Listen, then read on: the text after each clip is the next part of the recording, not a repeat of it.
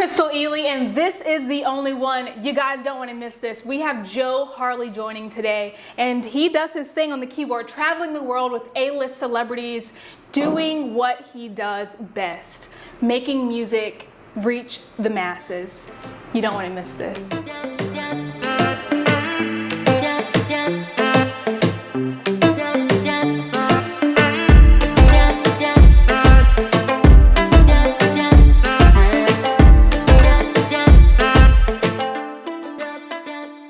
Joe Harley. Crystal. It is so good to have you here and just be able to have a conversation with you. It's an honor. It truly is. Thank you for having me. Absolutely. I mean, because like usually you're in the background of things. I am. Doing your thing. I am. And now it's good to have you in front Wow. of the camera and being able to tell your story. Indeed. So let's start here. Who is Joe Harley? Joe Harley. Great question. Plethora of things. Producer, musician, songwriter, arranger, military veteran. A lot of people, don't know that, but and a plethora of other things. Yes. When you were in the military, did you ever imagine that your career would be what it is today? Not quite to this extent, but I had an idea. I had an idea for sure. It came probably around the middle part of my tenure. I started to see different elements. I didn't see the big picture, what I've been able to witness thus far, but I definitely saw the precursor back then. Indeed. And so you actually started your music career, if you will, in church, playing the drums. Yes. Yes. So how did you get into playing the drums? Was your mom like, this is what we're going to do? How'd you start there? Coming from a strong musical family with a strong musical background, I guess it kind of just fell on me by default, if you will. Mom was a singer, grandma's a singer, granddad was a pastor. He played the organ, he sung. You know what I'm saying? We have to, the family sings, and we have producers and so forth and so on. So I just took a liking to the drums. Just mommy would play. I always said my mom is like my first Apple Music playlist. Like she played a plethora of all types of genres of music growing up, and I just took a liking to the drums, and that's how it all started. And so, but you made a pivot. So you went from the drums to now the piano and the organ. So Yes. was it your mom that taught you how to play that instrument? Actually, no. No, it wasn't. While playing the drums, when I would listen to records growing up, I would specifically, hone in on the different elements of music that I was hearing, whether it's bass, guitar, organ, keys. And I've always loved harmony. I always loved harmony. So I always gravitated, even though I love the drums, the drums is the most important, in my opinion, the most important element of a band. You know what I mean? That's the heartbeat of the band. Helps bring it together. It helps bring it together, keep everybody, locked, you know what I mean? So, but something about harmony that always resonated with me, I just didn't know how to articulate. I didn't know what, I just knew I loved the way it sounded. So as time progressed, I think that's where the pivot started to happen. Like, all right, let me start exploring this a little bit more. You follow what I'm saying? Yeah. So, yeah. So you also studied music in college as well. Yes. So do you feel help set you up for success and how you have navigated the music industry? Absolutely. College gave me the analysis of the gift that was given unto me from God, right? I remember my first day in college. That's what the faculty basically articulated to us. You guys are here because we already know that you're incredible musicians. Our job is to give you the analysis behind what it is that you are able to do as musicians. So it definitely helped shape the trajectory of my career. When you decided to say, okay, I'm not going to be in the military anymore. You're honorable discharge. Honorable discharge, yes, All indeed. right. And you're like, I'm going to take this music thing seriously. Where did you see yourself going? Like step 1, step 2, did you plan out your journey, or did you just we'll just see, throw caution to the wind? The first order of business for me was to change my location. I was stationed in the deep south, deep south. Good luck with that. So I say, you know what? I need to get back to New York. I need to get back to the home base. I left my military base and I went back to my home base. And family, friends, my mom, close supporters were very adamant about, hey, man, there's a lot of talent, that's encapsulated inside of you. You need to come back home so you can hone your skills, get around the scene and meet various personnel that can help you get to that point that you're trying to get to. So the first order of business, I knew I had to leave where I was stationed to get back home. And then from there, I started, going to different performances, going to different sessions, securing, gigs here and there, trying to get my name out there. Also, like I said, honing my skills and, just kind of just jumping right in and just staking my claim. When you think about, the piano, I think that's a beautiful instrument in terms of the sound that it produces. What made you fall in love with that instrument and what it can produce? Because it provokes emotion, It really does. So what made you want to fall in love with that instrument? I didn't realize it at the time, but I discovered something in terms of how math and music coincide with each other. There's no such thing as the last number of the number spectrum. It just keeps going, infinity, Googleplexian, whatever the case may be. There's no last number. So if music, theoretically speaking, is built off of the number system, that means music is infinite, everlasting. So that's deep, Joe. You know what I'm saying? We gotta let that resonate. He said music is deep, everlasting. It's everlasting, indeed. When you think about it, because going back to the whole theoretical aspect and analysis of music, you have your major scales, just for an example, you have major scales, minor scales. There's a billion scales. You could create your own scale, really. It's really limitless. So with that concept in mind, I'm like, you know what?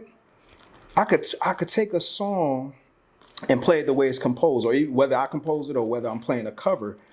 But hold on, I could take this melody and I can superimpose this over this, and then you start seeing like it's just like a endless math problem, or endless, I shouldn't say problem, an equation. You know what I mean? That really has multiple solutions. That's the beautiful thing of it. So it puts you right back at that, that infinite mind frame, you know what I'm saying? So when I was, sitting down at the piano, it just became fascinating. So, and then remember when I was playing drums, I would still gravitate to harmonic sounds, you know what I mean? Whether it's vocals, keyboards, organ, whatever the case may be, I will always gravitate to that. So once I started actually applying what I was hearing, I'm like, hold up, wait. And then adding the theory and the numbers and that. Now the possibilities are endless. Now, when you think about, there's so many musicians, right, around the world, all different types of music. Absolutely. Who would you say you pull inspiration from as a musician? Might need a week to go through this list, man. Top three. Top three. Top three for me would be Robert Glasper, Travis Sales, and Shedrick Mitchell. Not familiar with that last one. Yeah. Oh, yeah. What genre of music? Everything. These guys literally can play the spectrum, any type of thing. These guys so talented, they come up with their own genre, you know what I'm saying? So, and these are close brothers to me. We have a friendship and a bond off the stage as well as on the stage. So I would say definitely Rob Glasper, Travis Sales, and Shedrick Mitchell, my top three. Okay, so we'll stay here. So you have had the opportunity to work with very notable artists in the industry. Maxwell, Avant, Chrisette Michelle. I mean, the list goes on. Yes. Chris Brown. When you reach that pinnacle in your career, every time you grace a stage, is it, wow, I'm here? Or is it something that you just soaking it in? It's a mixture of the two. It's still surreal. You could take in, I don't take any type of opportunity for granted, for certain, because it is a blessing in itself. but yeah, sometimes it becomes surreal. Like, wow, I'm really playing for such and such. Like, and these are artists that I either grew up, Like listening to, yeah. artists that I started listening to while I was in the military. For instance, Maxwell. I told him this story too when I first did my first gig with him. Maxwell helped me get through my first deployment to Kuwait. I was deployed to Kuwait 2 weeks after 9/11. Wow. And this was around the time where I believe it was the Embryo album had just dropped, and he dropped this single called Lifetime. So listening to the lyrics of that song and actually taking the time to learn that song, it was a moving moment for me, because the song is written in the key of A.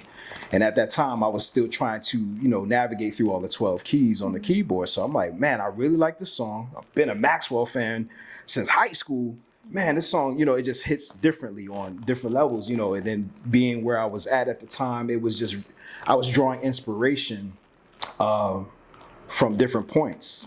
So fast forward to 2021, I believe it was, being able to tell the artists that I'm working with, like, hey man, 20 years ago, this song got me through my deployment, was probably one of the greatest moments. So wow. Yeah. What did he say? He was just moved. Max is he's so gracious, so humble, man.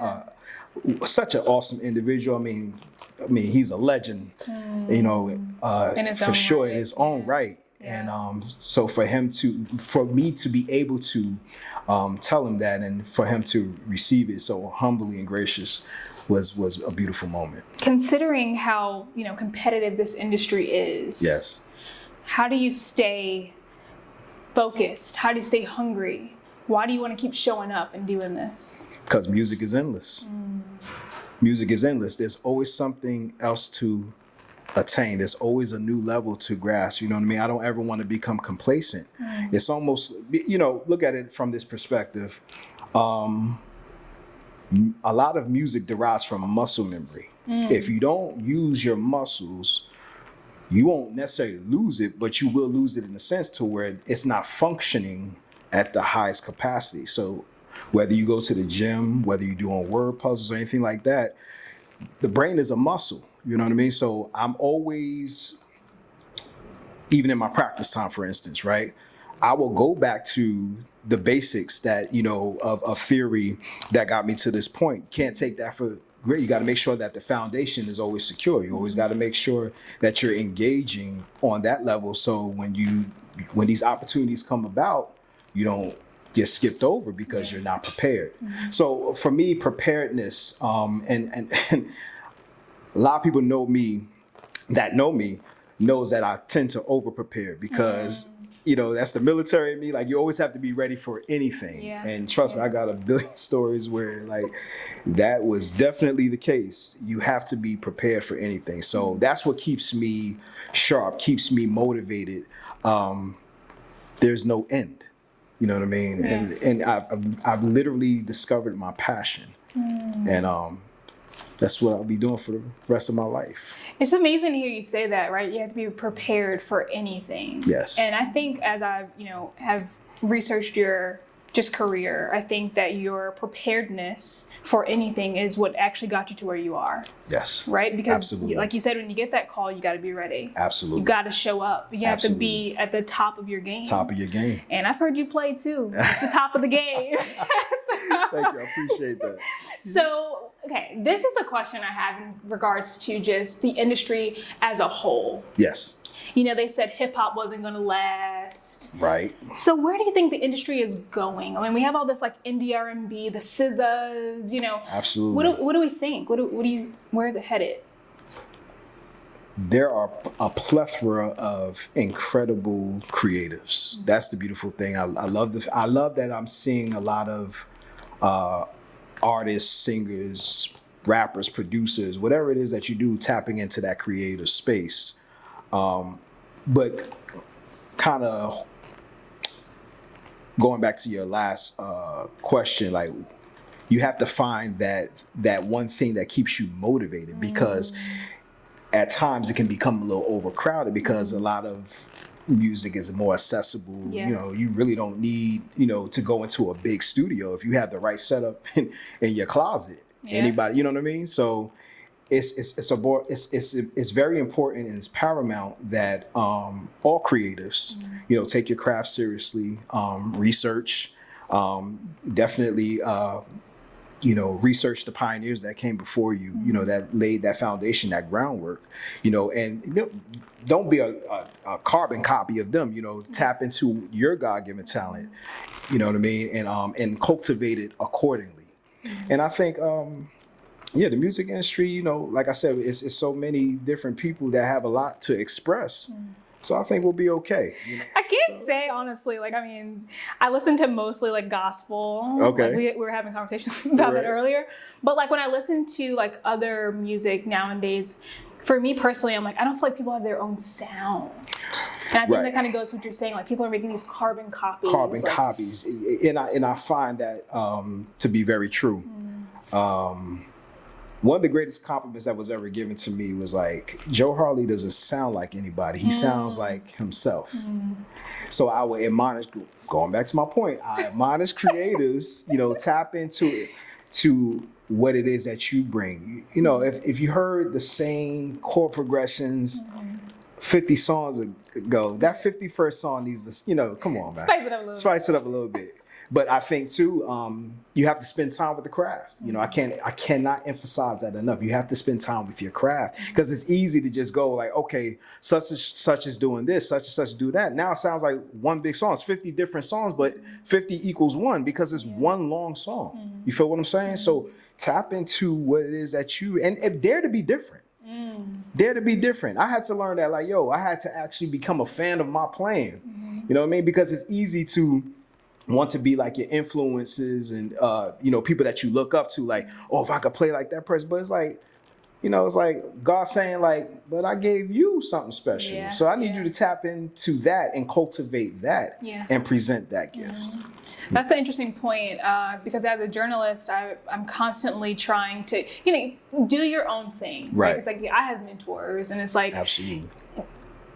Obviously I like something that they possess, their presentation, but it's who is Crystal? Who is Joe Harley within your respective industry, and letting your light shine. Absolutely. That's what's gonna that's gonna allow you to have longevity in your career. Yes, I agree. The Maxwells, the Joe Harleys, the list goes on. Individuality is key. Absolutely, I agree. So in your career, it's wide ranging, adds depth. And I'm pretty sure it also has had its ups and downs, twists and turns. Oh, absolutely. And in the midst of those, what have you learned about yourself? What I learned about myself is that Joe Harley is the chief perseverer. Perseverance. Understanding that I'm transitioning out of one career and literally starting at ground zero in this monstrosity of an industry. You have to persevere. It's not going to happen overnight. You have to put in that work.